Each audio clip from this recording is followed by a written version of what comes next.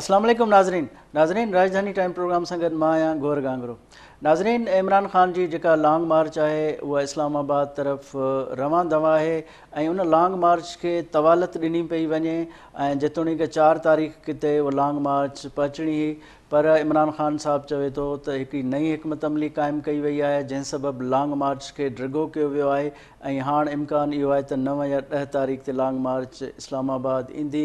ॿिए तरफ़ PTI तरफ़ां मुख़्तलिफ़ ॻाल्हियूं कयूं पियूं वञनि। ख़ान साहब खां जॾहिं पुछियो वियो त जेकॾहिं इस्लामाबाद लॉन्ग मार्च तव्हां वठी अचो था ऐं राना सनाउल्ला जेकॾहिं उते आंसू गैस जा शेल वसाया ऐं हेलीकॉप्टरनि जा आंसू गैस जे ऐं रबड़ जूं गोलियूं वसाइण जी जेका ॻाल्हि थी आहे त इन ते तव्हां उनखे फेस कीअं कंदव, जंहिं ते इमरान ख़ान साहब जो चवणु हो त अहिड़ी नौबत ई न ईंदी। हाणे ॾिसिजे त हिकु तरफ़ PTI चवे थी त नई हिकमत अमली क़ाइमु कई वई आहे, ॿिए तरफ़ ख़ान साहब जो इहो चवणु आहे त इहा नौबत न ईंदी। त आया छा बैकडोर जेके ॻाल्हियूं हलनि पियूं उनमें ख़ान साहब कॉन्फिडेंट आहे त उहे ॻाल्हियूं कामयाबु थी वेंदियूं जो इस्लामाबाद अचण जी हुननि खे नौबत न ईंदी, या वरी पंहिंजो एतिजाज इस्लामाबाद बजाए पिंडी में ई करणु चाहिनि था, छो त पिंडी पंजाब सूबे में अचे थी ऐं पिंडी में संदन PTI जी हुकूमत आहे, इन सबबु उन्हनि खे सवलाई थींदी। पर हाणे ॾिसिजे त जीअं ई वेझो टाइम ईंदो लॉन्ग मार्च जो, ॾिसिजे त ख़ान साहब जी वधीक हिकमत अमली कहिड़ी क़ाइमु कई वञे थी ऐं हुकूमत जो बि ॾिसिजे त हुकूमत इन लॉन्ग मार्च खे रोकण जे लाइ कहिड़ा क़दम खणे थी, या जेके PTI जा मुतालबा आहिनि उन ते हुकूमत उहो मुतालबा मञे थी या नाबरी वारे थी। इहो हिकु मामिलो आहे नाज़रीन। ॿियो मामिलो इहो आहे त वज़ीर आज़म जेको चाइना जो दौरो कयो आहे उन में ॿिन्ही मुल्कनि बाहिमी तालुकात जे हवाले सां डिस्कस कई आहे ऐं सैलाब मुतासिरीन लाइ इज़ाफ़ी 15 अरब खां वधीक जेका आहे इमदाद चाइना ॾिनी आहे ऐं मुख़्तलिफ़ मनसूबनि ते इतफ़ाक़ कयो आहे ॿिन्ही मुल्कनि। वज़ीर आज़म जो जेको दौरो आहे चाइना जो, इन ते बि गुफ़्तगू कंदासीं। नाज़रीन, हिन वक़्तु असांखे जॉइन कयो आहे जयप्रकाश लोहाणो साहब, जेको क़ौमी असम्बली जो मेंबर आहे ऐं पाकिस्तान तहरीक इंसाफ़ सां उनजो तालुक़ु आहे ऐं PTI जो अहम अॻवान आहे। अस्सलाम वालेकुम जय साहब। वालेकुम सलाम, महिरबानी। जय साहब, इहो ॿुधायो त लॉन्ग मार्च जीअं ई तवील थींदी पई वञे तीअं ई तजसुस वधंदो पियो वञे। इमरान ख़ान जो जेको मोमेंटम आहे उन मां इहो लॻे थो त हुकूमत परेशानीअ जो शिकार थींदी पई वञे। तव्हां छा था सम्झो त हीअ जेका लॉन्ग मार्च आहे ऐं लॉन्ग मार्च जी जेका हिकमत अमली आहे उहा केतिरो नतीजा ख़ेज़ थी सघे थी?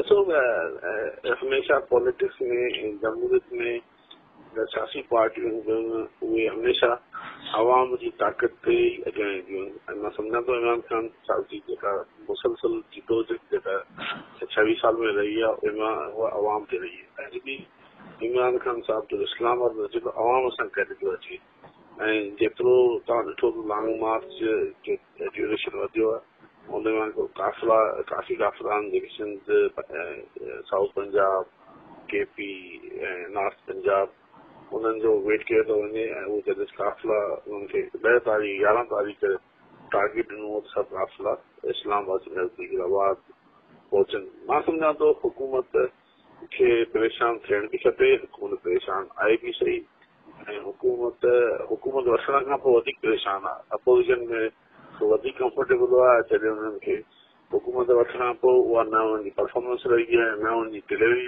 रही आहे, बल्कि आवाम वटि जेका सम्झ पहुती आहे त हीअ जेका हुकूमत आई आहे इहा ज़ाती मफ़ादनि ख़ातिर आई आहे। हुननि सिर्फ़ु ज़ाती मक़सद हल करण जी कोशिशि कई आहे, जेके तक़रीबन उहो हल करे चुका आहिनि। तव्हां ॾिसो पाकिस्तान पीपल्स पार्टी ते केस हुजनि उहे ख़तमु थी विया, तव्हां ॾिठो त शहबाज शरीफ़ ते केस ख़तमु थी विया, हमज़ा शहबाज ते ख़तमु थिया, मरियम नवाज़ ते ख़तमु थिया, मरियम नवाज़ वापसि लंडन हली वई, जेका उहा उते मुक़ीम नवाज़ शरीफ़ जा केस ख़तमु करण जी कोशिशि कई पई वञे। ऐं बेसिकली उनजी परेशानी सिर्फ़ु मेन जेका वजह आहे, तव्हां ॾिठो त लास्ट 6 मंथ में जेके बाई इलेक्शन्स थी हुन जंहिंमें 75% रिज़ल्ट आई आहे, 2/3 मेजॉरिटी पाकिस्तान तहरीक इंसाफ़ खे मिली आहे। जॾहिं हुकूमत खे नज़र ईंदो हुजे त उन्हनि जो हुकूमत जो तख़्तो उन्हनि जी शिकस्त साम्हूं नज़र ईंदी आहे त परेशानी छो न हुजे, परेशानी चहिरे ते आहे। तव्हां ॾिठो जंहिं तरीक़े सां हू चाइना जे दौरे ते हींअर विया, चाइना मां हुनखे जेका मोट मिली आहे उहा तव्हांखे बि ख़बर आहे। जॾहिं इंटरनेशनल दोस्त मुमालिक उनखे ख़बर न हुजे त हीअ हुकूमत घणा अफ़सो हलंदी, महीनो हलंदी, 6 महीना हलंदी, 3 महीना हलंदी, तव्हां खां दोस्त मुमालिक पाड़ोसी मुमालिक तव्हां सां ताउन न कंदा। मां सम्झां थो पाकिस्तान जो भलो, अवाम जो भलो, हुकूमत जे लाइ बहितर इहो आहे त उन्हनि खे इमरान खान साहिब जो हिकिड़ो ई मुतालबो आहे त फौरी इलेक्शन कराई वञनि ऐं जेका अवाम जेके मैंडेट ॾे उहे अचनि ऐं हुकूमत मुल्क ते हुकूमत कनि ऐं अवाम जे भले जे लाइ कमु कनि। त ई हाणे तव्हां ॾिठो जेका हुकूमत हुजे उन्हनि मैंडेट बि न हुजे ऐं थोरे अरसे लाइ वेंदा त पोइ मां नथो सम्झां त उन्हनि जी परेशानी खे ख़तमु थींदी। परेशानी जेतिरो वक़्तु वधीक रहंदा परेशानी हुनजी वधीक वेंदी। तव्हां ख़ुदि इस्लामाबाद जे पाकिस्तान जे गादी वारे शहर राजधानी में तव्हां ॾिसी रहियो, तव्हांखे असांखां वधीक उनजी परेशानी नज़र ईंदी। तव्हां ख़ुदि ॾिसो पिया जंहिं वक़्तु इमरान खान असेंबली टोड़ियूं उन ॾींहुं इलेक्शन कराईंदा त इनजी परेशानी घटि हुजे आहे। जीअं वक़्तु गुज़रियो आहे परेशानी वधंदी वेंदी आहे ऐं असांजी पार्टी वधीक कंफर्ट ज़ोन में आहे। असांखे महसूसु थी त असांखे हाणे ख़बर आहे अवाम असां गॾु आहे ऐं अनक़रीब तव्हां ॾिसंदव त जीअं इस्लाम पहुचंदासीं उन खां पहिरियां हिननि खे इलेक्शन अनाउंस करणी पवंदी। जेकॾहिं अनाउंस न कंदा अवाम जो वधीक प्रेशर ईंदो। असां त अवामी ताक़त ते अचूं था, अवामी ताक़त ते ई मुतालबो कयूं था। वधीक हुकूमत वस वारी आहे, उहा छा थी उन्हनि जी प्लानिंग आहे, उहा हुकूमत छा लाहे मिलाए, उहो कीअं अवाम जे रिएक्शन खे उनखे रीड कंदा, उहो त असांखे वेझो अचण खां कोन्हे। फ़िलहाल जेका पोज़ीशन नज़र अचे पई त हुकूमत खे जल्द इलेक्शन अनाउंस करणु खपे। इहो ई हिकिड़ो मुतालबो तंहिं ते हुनखे अमल करणु खपे। जे साहिब इहो ॿुधायो त जेको लॉन्ग मार्च में देरि कई पई वञे, जेतोणीक PTI जी इहा हिकमत मिली आहे, पर छा था सम्झो त हिकिड़ा माण्हू जेके बार बार ख़ान साहिब जी लॉन्ग मार्च में शरीक बि थियनि पिया, उनजी तकरीर बि ॿुधनि पिया, त छा उहो मोमेंटम घणो तवील करण खे लॉन्ग मार्च सां उहो मोमेंटम टुटण जो ख़तरो न आहे? ॾिसो हाणे तव्हांखे ॿुधायां ॻाल्हि, असांखे इस्लामाबाद अचिणो आहे। उन खां पहिरियां असां रवात इस्लामाबाद में आखी पढ़ण हूंदासीं। इस्लामाबाद जी असांजी पार्टी तंज़ीम ऐं इंतज़ाम खे दरख़्वास्त ॾिनी त असांखे इस्लाम पाक जेको सुप्रीम कोर्ट जो ख़ुदि ऑर्डर आहे उन तहत असांखे जलसे करण जी इजाज़त ॾेई वञे। हाणे इस्लामाबाद जी इंतज़ाम चवे थी त तव्हांखे जलसे जी इजाज़त कंडीशन ॾींदासीं। तव्हां कंडीशन्स कहिड़ियूं आहिनि? तव्हां लाउड स्पीकर जो इस्तेमालु न कंदव। हाणे चवनि था त तव्हां स्टेज ठाहींदव, स्टेज ते 12 माण्हू मथे न वेंदव ऐं चवनि स्टेज ते जेके 12 माण्हू वेंदा उहे असांजी अप्रूव सां वेंदा। हाणे ही इज्तिमा लखे माण्हुनि जो इज्तिमा आहे ऐं अञा ताईं काफ़िला सिर्फ़ु ऐं सिर्फ़ु इहो बि न आहे सेंट्रल पंजाब जो काफ़िलो। ही त जेका पार्टी जेको पॉलिसी ठाहींदी आहे त असां माण्हुनि खे आख़िरी जो टाइम आहे जेको रवात ॾिसणु घुरिजे उन ते सभु खां ॻाल्हि कयो। हीअं तव्हां ई सम्झो त जंहिं शहर में हिन खां सभु गुज़रे पियो उन इलाइक़े जा, उन डिस्ट्रिक्ट जा या उन तहसील जा माण्हू आहिनि। कोई लाहौर जो माण्हू न आहे। लाहौर जो माण्हू लाहौर में हो, गुजरात जो माण्हू गुजरात में आयो, सियालकोट जो माण्हू सियालकोट में आयो, गुजरात जो माण्हू गुजरात में आयो। ऐं असां माण्हुनि खे इहो चओ त तव्हां वापसि थियो, सिर्फ़ु तव्हां वापसि इस्लामाबाद जो जेको पहिरियों आहे उन में अचो। त हाणे जेकॾहिं हुकूमत इन ॻाल्हि में परेशान आहे त अगरि ही हिकिड़ी शहर जा एतिरा माण्हू अगरि गॾु करे सघनि था, चाहे पाकिस्तान जा माण्हू सभु गॾु थींदा त ही, ऐं मां सम्झां थो अवाम जी ताक़त एतिरी ताक़तवर हूंदी आहे। हुकूमत केतिरी बि प्लेनिंग करे अवाम जी ताक़त खां वधीक नथी प्लेनिंग करे सघे। मां सम्झां थो हिननि खे वधीक रिस्क न करणु खपे ऐं हिननि जेके बि ज़हन में पंहिंजी प्लेनिंग कयूं आहिनि उन्हनि खे साइड में रखी करे अवाम जे मफ़ादनि में, पाकिस्तान जी मफ़ाद में, मुल्क जी बहितरी लाइ, मुल्क जी मैशत लाइ ऐं हिनखे वधीक अगरि जेतिरो रहंदा इहो वधीक हुकूमत जे लाइ ख़तरनाक आहे। मां सम्झां थो त इमरान खान साहिब त इहो वाज़े करे चुको आहे त असां पुरअमन एहतजाज कंदासीं, पुरअमन धरणो हणंदासीं। हेसि ताईं तव्हां ॾिठो जेतिरा ॾींहं गुज़रिया आहिनि उनमें तव्हां ॾिठो त केतिरी कोशिशि कई पई वञे त असांजो को बि वाक़ियो पेश न अचे। बदकिस्मती सां हिकिड़ो 2 वाक़िया नंढा आया, साफ़ी जेको एक्सीडेंट थियो हुनजे लाइ असांखे अफ़सोस आहे। बाक़ी कोशिशि इहा आहे त पुरअमन धरणो वहे, आख़िर ताईं पुरअमन आहे ऐं हुकूमत जेके असांजा मुतालबान हुकूमत पर अमल करे मुल्क जी तरक़ी जे लाइ अॻियां कदम। अच्छा, जे साहब ख़ान साहब जो चवणो त असांजी हिकमत अमली अहिड़ी आहे जो हुकूमत खे आंसू गैस हलाइण जो बि मौक़ो न ॾींदासूं, उन्हनि खे अहिड़ो मौक़ो ईंदो ई कोन। त छा ख़ान साहब कॉन्फिडेंट आहे त इस्लामाबाद अचण खां ई अॻु इलेक्शन जो ऐलान थींदो, या वरी ख़ान साहब या PTI जी क़यादत आहे उन्हनि फ़ैसिलो कयो आहे त हीउ जेको प्रोसेशन आहे उहो सॼो रावलपिंडी ताईं महदूद कयो वेंदो? ॾिसो, इमरान ख़ान साहब हिकु त वाज़ह ॻाल्हि करे थी, जेका इमरान ख़ान साहब जेका फाइनल प्लानिंग आहे, जेका आख़िरी प्लानिंग आहे, उन इज़ टोटली कॉन्फिडेंशियल। इहो चेयरमैन साहब पाण अनाउंस कंदो, हिन में को बि शक न आहे। जेका 25 मई ते जेका हुकूमत जेका माण्हुनि सां जेके आंसू गैस हलायो या माण्हुनि सां जेको बेदत कयो, दस्तबाज़ी कई, माण्हू ज़ख़्मी थिया, माण्हू घर में घुसिया, उन वक़्त में हिननि जी पंजाब में हुकूमत बि हुई, त हिन खां पोइ असांजी पंजाब में हुकूमत बि आहे। हाणे हिननि जी जेका हुकूमत आहे उहा सिर्फ़ु जेका 20 किलोमीटर जे कैपिटल जो सिटी आहे उन में सराउंडिंग आहे। उन खां अॻु हुननि हुकूमत जी प्लानिंग छा आहे, हुकूमत माण्हुनि जे मौत कीअं फेस कंदी, मां नथो सम्झां त हुकूमत खे हुननि ज़ुल्म जो एतिरी इंतहा बि करे जंहिंसां अवाम रिएक्ट बि करे। असांजे अवाम जी ताक़त खां वधीक ताक़त हुकूमत न हूंदी आहे, अवाम ई ताक़तवर हूंदी आहे। अगरि इमरान ख़ान जो इहो कॉन्फिडेंस लेवल एतिरो आहे त एतिरो असीं अवाम वठी ईंदासीं हुकूमत खे आंसू गैस या हुकूमत खे अहिड़ो को बि क़दम जेको अवाम जो हुकूमत जे लाइ बि ख़तरनाक साबित थिए या अवाम जो नुक़सान थिए। मां सम्झंदुमि जेका इमरान ख़ान साहब जी जेका वाज़ह पॉलिसी जेका आहे उहा टोटली डिपेंड पब्लिक आहे। हुनजो जेको इमरान ख़ान जो जेको कॉन्फिडेंस आहे त उहो एॾो लखे माण्हुनि जो जहिड़ो हुजूम हूंदो, शायदि हुकूमत हुनखे ॾिसी करे मां नथो सम्झां हुकूमत उन्हनि ज़ुल्म जी शिदत ताईं वेंदी त एतिरो ज़ुल्म बि करे जेका आवाम बर्दाश्त बि न करे। जे साहब इहो ॿुधायो त राणा सनाला साहिबु त बिल्कुलु उहो उनजी कमर कस कयो वेठो आहे ऐं चवे थो त ख़ान साहब खे मछ जेल में असां विझंदासूं। ॿिए तरफ़ कादर पटेल साहब जो बयानु आयो आहे त तव्हां उनखे मछ जेल में न विझो, पर असांखे सिंध जे कंहिं जेल में हवाले कयो। त इन क़िस्म जी जेका सियासत आहे, तव्हां छा था सम्झो त पॉलिटिशियन्स हिकु ॿी पार्टी जे लाइ इन क़िस्म जा बयान ॾियणु खपनि? तव्हां ॿुधायो, जॾहिं हुकूमत खे नाकामी नज़र ईंदी आहे, जॾहिं हुकूमत खे शिकस्त नज़र ईंदी आहे त हुकूमत बौखलाइट जो शिकार थींदी आहे। ऐं सम्झां थो तव्हां जिन जा नाला वरिता आहिनि, हिकिड़े ताज़ो शिकस्त फैसलाबाद मां मिली आहे राणा सनाला खे, ऐं उनखे जॾहिं पंहिंजे घर मां, पंहिंजे हल्के मां, पंहिंजे UC मां शिकस्त हली त उनखे उहो बयानु ॾियणु त हुनजी आदत अहिड़ा बयानु ॾियण जा न, त तव्हां बयान ते न वञो। तव्हां ॾिसो फिज़िकली पोज़ीशन छा आहे, हुनजी बयानु ॾियण यानी मजबूर थी वई आहे। उहा अवाम खे हाणे बयाननि ताईं रखनि था त हुकूमत, पर तव्हांखे अगरि कादर पटेल जी ॻाल्हि कयो था, मां सम्झां थो कादर पटेल साहिब खे सोचणु खपे सिंध जे लाइ। सिंध जे इमरान ख़ान खे जेल हणण खां पहिरीं सिंध जी तरक़ी जे लाइ सोचीनि। ॾिसो, तव्हां अगरि इमरान ख़ान जेल वञण में त सिंध जी तरक़ी थी सघे थी त तव्हां असांखे ॿुधायो।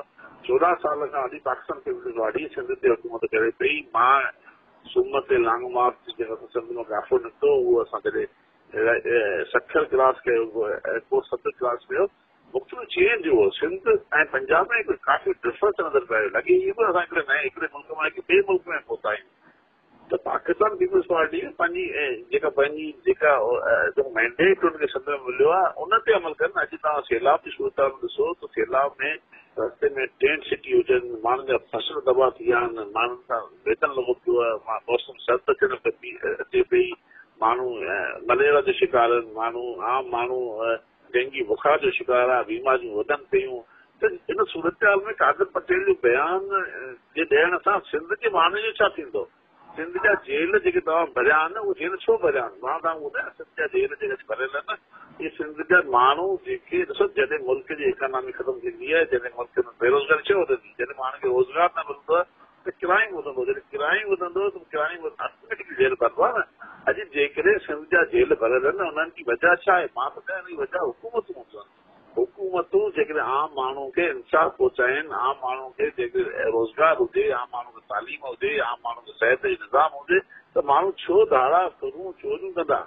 इहो हुकूमत माण्हू खे मजबूर थी करे। अॼु जेका सैलाब जी सूरत पैदा थी आहे, सैलाब खां पोइ बदन में सिंध में वधे पई या माण्हू कराची में बदन में वधे पई या बाराड़ी में बि, त हुनजी वजह छा आहे? माण्हू त ॾिसो को बि ग़लति कमु मजबूरी खां पोइ कंदा आहिनि, जॾहिं हिकु दफ़ो ग़लति कमु थी वेंदो पोइ आदी थी वेंदा आहिनि। त हुकूमत कादिर पटेल साहिब खे खपे त हू पंहिंजी हुकूमत जी तवजो ॾींदा, जेका हुनजी हाणे मूंखे ॿुधाए कादिर पटेल साहिब खे जेका वज़ारत मिली आहे, हेल्थ जो वज़ीर थियो आहे, तव्हांखे ॻाल्हि सम्झ में अचे थी ॻाल्हि जेका हाणे जंहिंखे टारगेट्स ॾिना वञनि एतिरा उनखे त हुकुम छा कंदा? हाणे बयानबाज़ी हुकूमत रही आहे ऐं बयान तव्हां ॾिसंदा ही टाइम ही जेको लॉन्ग मार्च खां पोइ बयानबाज़ी बंदि थी वेंदा, हू पंहिंजे पाण जेल में अचण पंहिंजे पाण खे पासो रखनि, शायदि जेल में वञण जो हाणे हुननि जो दुबारा वारो। ठीकु आहे। जय प्रकाश लोहाणो साहब, वॾी महिरबानी तव्हां असांखे टाइम ॾिनो। नाज़रीन, हिते वठूं था मुख़्तसिर ब्रेक बाद हाज़िर थींदा।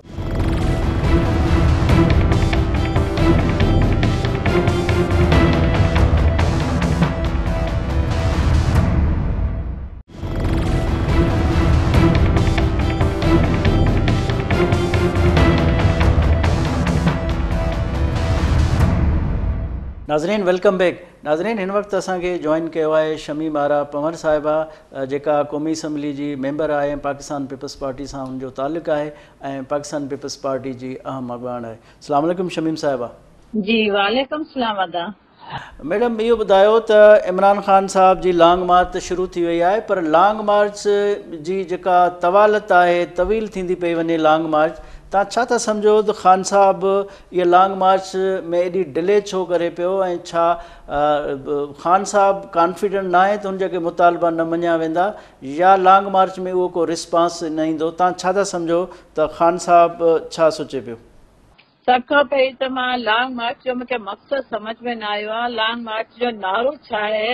लॉन्ग मार्च के इशूज़ जे लाइ कबो आहे, पर ही चए थो लॉन्ग मार्च जो नैरेटिव छा आहे? हिन जो मसइलो इहो आहे कि असां जॾहिं लॉन्ग मार्च शुरू कयो त असांजो नारो हो महांगाई जो ख़ात्मो करणु, पर हिन वटि कहिड़ो नारो आहे?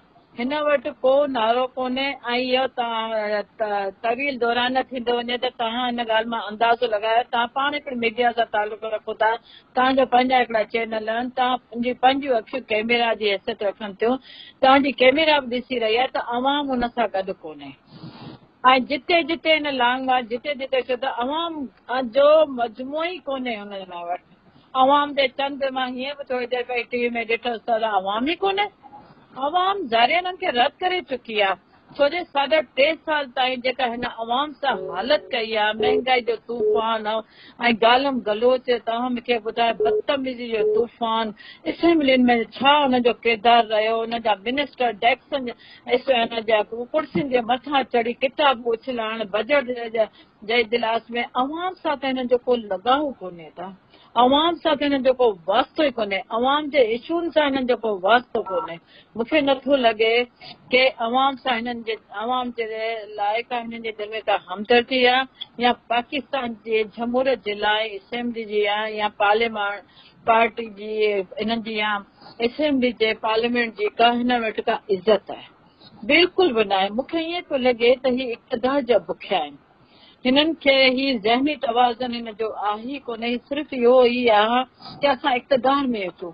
कोन इक़्तिदार में अचण जे लाइ तव्हांखे ख़बर आहे त सभ खां पहिरीं हुननि जे मिनिस्टर छा पिया ॻाल्हाइनि, छा था चवनि? ये हमारा जो है लॉन्ग मार्च जो खूनी मार्च है।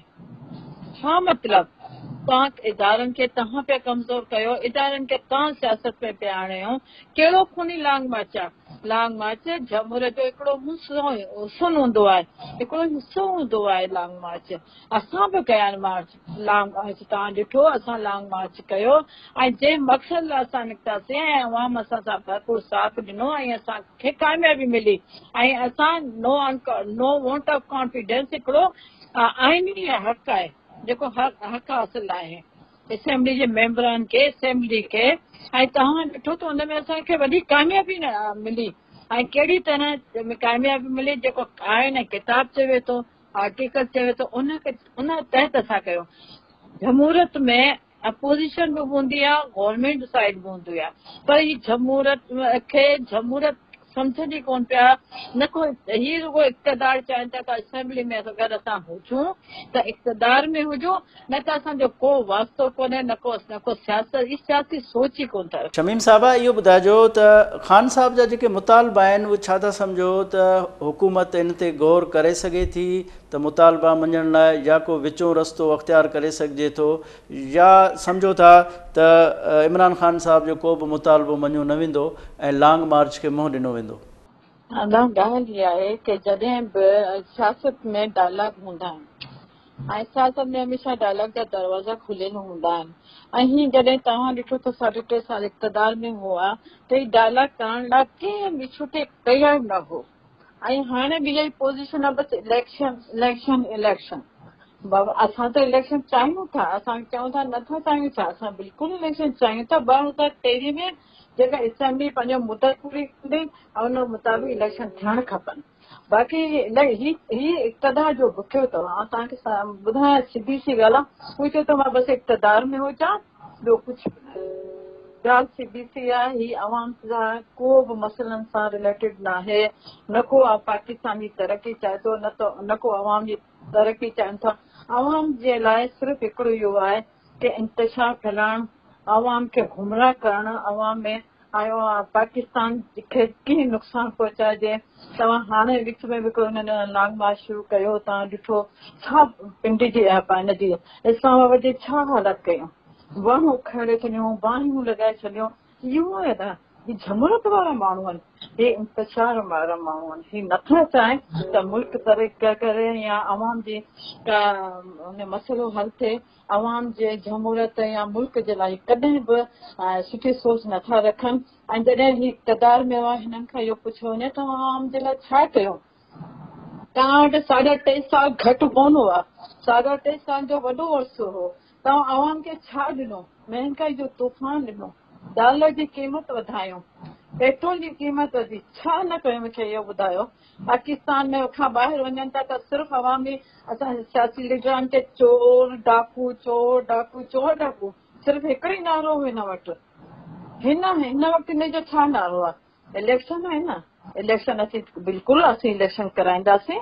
हिन वक़्तु हालात कुझु ॿिया आहिनि, छो जे काफ़ी इलाइक़ा, काफ़ी ज़िला, काफ़ी सूबनि में वॾी ॿोॾ आयल आहे ऐं अवाम अञा ताईं परेशान आहे। पंहिंजे लाइ पाणी ड्रेन थींदो, माण्हू पंहिंजे घरनि ॾांहुं वेंदा, त उन खां पोइ असां इलेक्शन जे तरफ़ वेंदासीं। यकीनन असां कॾहिं बि इलेक्शन खां भॻिया न आहियूं।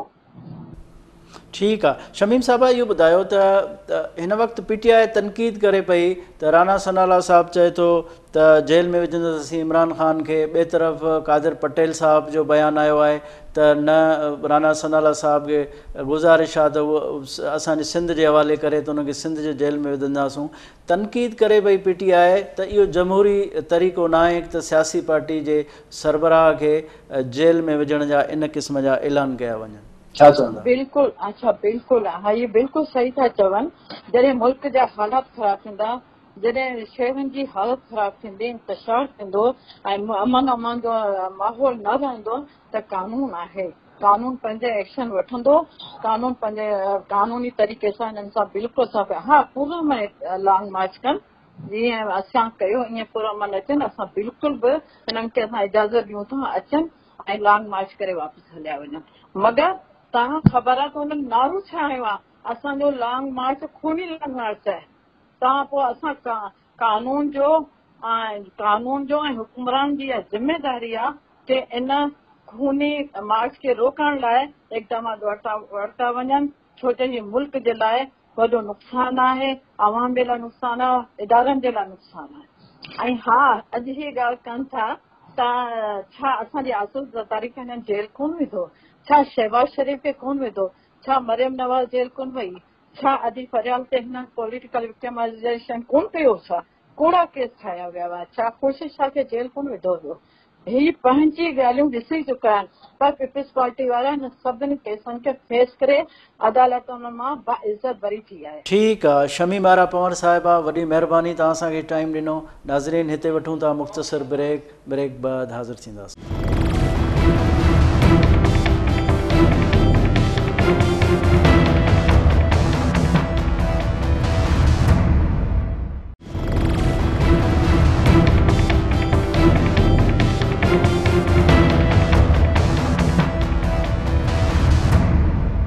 नाज़रीन वेलकम बैक।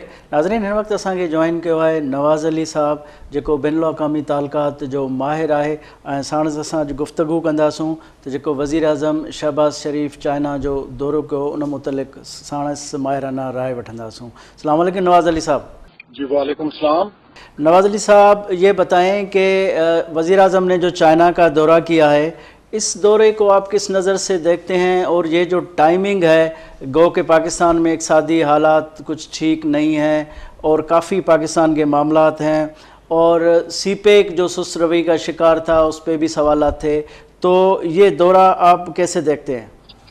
यकीनन गौर साहब देखें, इस वक्त पाकिस्तान के जो हालात हैं उसको अगर मद्देनजर रखा जाए तो हमें सबसे ज्यादा जो मुआशी चैलेंजेस को सामना करना पड़ रहा है, और इसी पॉइंट ऑफ व्यू से प्राइम मिनिस्टर का जो अभी रिसेंटली चाइना का विजिट था, सबसे अहम या सबसे पहली जो प्रायोरिटी थी वो मुआशी इस्तेहकाम के लिए थी, जिसको हम इकोनॉमिक डेवलपमेंट की बात कर रहे हैं। दूसरी बात अगर आ जाती है तो चाइना के साथ हमारे स्ट्रेटेजिक पार्टनरशिप जो चल रही है उसी को कंटिन्यू करने के लिए। थर्ड वन, इसकी डायरेक्शन अगर देखी जाए तो सी पैक पे जो एक सुस्त रवैये का इजहार किया जा रहा था या एक तासुर दिया जा रहा था, उसको क्लियर करने के लिए कि उसमें मजीद बेहतरी लाई जाए, और उसमें second phase of CPEC जो कि इंतहाई अहम, जो कि BRI belt and road initiative का सबसे अहम प्रोजेक्ट है, जिसमें सेकेंड फेज, अब इस तमाम दौरे को अगर मद्देनजर रखा जाए तो इसमें ये तीनों एस्पेक्ट्स जो पाकिस्तान के लिए, लेकिन उसके साथ साथ अगर हम इसको इंटरनेशनल लेवल पे देखें तो ये दोनों मुमालिक का एक स्ट्रेटेजिक पार्टनरशिप के पॉइंट ऑफ व्यू से एक दूसरे के करीब आना, और ये यकीनन इस चीज को जाहिर करता है कि चीन के और अमेरिका के जो आपस के ताल्लुकात हैं उनमें भी चीन का और चीन के शी जिनपिंग जो प्रेसिडेंट तीसरी दफा इस दफा हुए हैं, उनका पाकिस्तान के लीडरशिप को इन्वाइट करना, यकीनन ये तमाम चीजें ये जाहिर करती हैं कि चीन का पाकिस्तान की तरफ से काफी ज्यादा जो है वो कोऑपरेशन शो हो रहा है, जिसमें सबसे पहले हमें इस दौरे को अगर देखना चाहिए तो हमारे 3 एस्पेक्ट्स हैं, जिसमें पहली चीज इकोनॉमिक डेवलपमेंट, यकीनन उसके लिए चाइना ने काफी हद तक सपोर्ट देने की बात की है। हमारा जो उनका जो कर्जा वापस करना था उसके लिए भी बातचीत हुई है। हमारी बैंक्स जो पाकिस्तान और चाइना है उनकी करेंसी का लेन देन UN की शेप में होगा। उसके अलावा सेकेंड नंबर पे अगर हम आ जाएं तो सी पैक का एक जो प्रोजेक्ट है, जिसमें जो एक सुस्त रवैया कही जा रही थी या कुछ ऐसे अनासिर हाइल थे जिसकी basis pay government of Pakistan की तरफ से एक इस चीज में बेहतरी लाना भी जरूरी था, और उसमें ML1 प्रोजेक्ट और Karachi circular, third one is the Gwadar, ये 3 प्रोजेक्ट्स थे जो सबसे ज्यादा अहमियत के, मेरा मतलब है कि कम्युनिकेशन वाइज। और उसके अलावा अगर देखें एग्रीकल्चर डेवलपमेंट और IT सेक्टर, डिजिटल मार्केटिंग, ये तमाम मतलब काफी ऐसी चीजें हुई हैं जिनके शायद आने वाले दिनों में इसके असरात मुरतब होंगे। थर्ड वन, पाकिस्तान ने चाइना का जो न्यू इनिशिएटिव है ग्लोबल सिक्योरिटी इनिशिएटिव, उसकी फुल सपोर्ट की है। उसके बदले में चाइना ने भी पाकिस्तान के लिए कश्मीर इशू और पाकिस्तान के जितने बाकी जो पाकिस्तान के इश्यूज हैं या पाकिस्तान के नैरेटिव में जो चीजें शामिल हैं उनके लिए खुल के अपनी हिमायत का इजहार किया है। इसके अलावा फोर्थ वन मैं ये कहूंगा कि प्राइम मिनिस्टर का इससे पहले कुछ ही अर्सा पहले समरकंद में SCO की जो मीटिंग थी उसमें सदर शी जिनपिंग से मुलाकात, और उसके थोड़े अरसे बाद दूसरी मुलाकात, और शी जिनपिंग का पाकिस्तान के लिए आना, ये तमाम चीजें मतलब इस दौरे को बायलैटरल रिलेशंस को, रीजनल कोऑपरेशन को, इंटरनेशनल कोऑपरेशन को फर्दर डेवलपमेंट की तरफ ले जाते हुए नजर आ रहे हैं।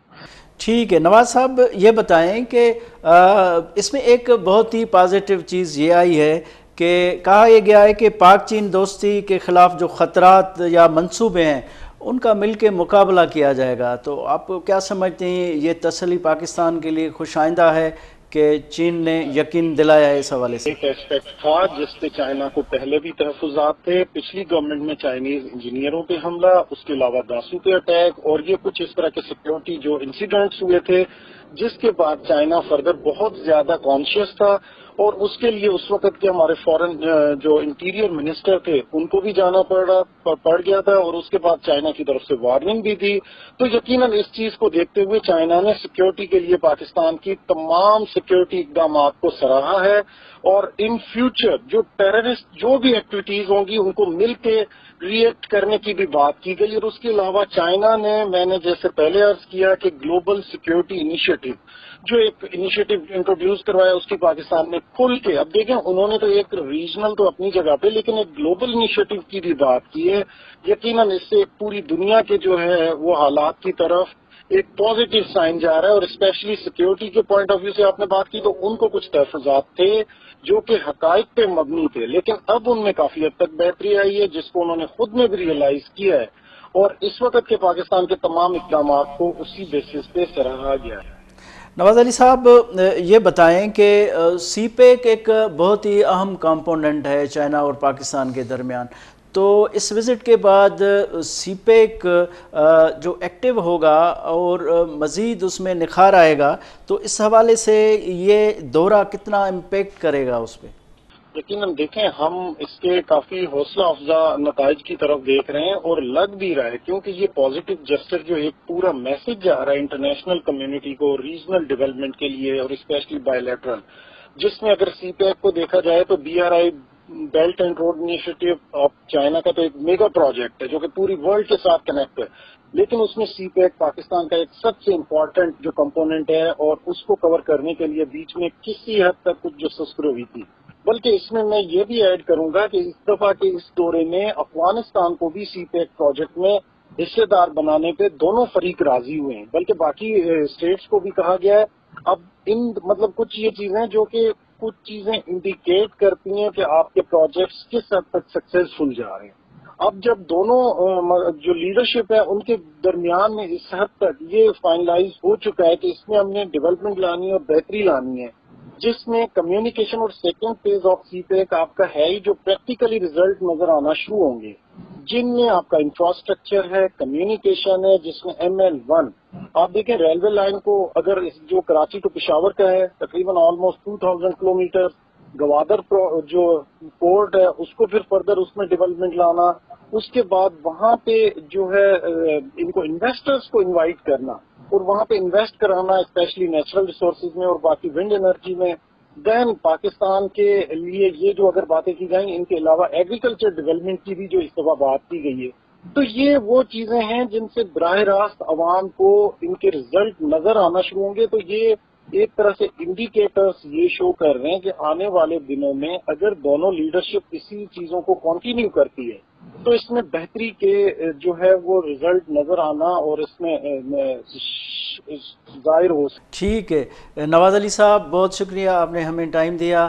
ناظرین ہی شو تاں ڈٹھو اندر راجدھانی ٹائم میں کنहिं نئے موضوع سے گڈ حاضر تھینداسوں. پنहिंजे मेज़बान गोहर गांगरो کے اجازت ॾींदा. اللہ حافظ.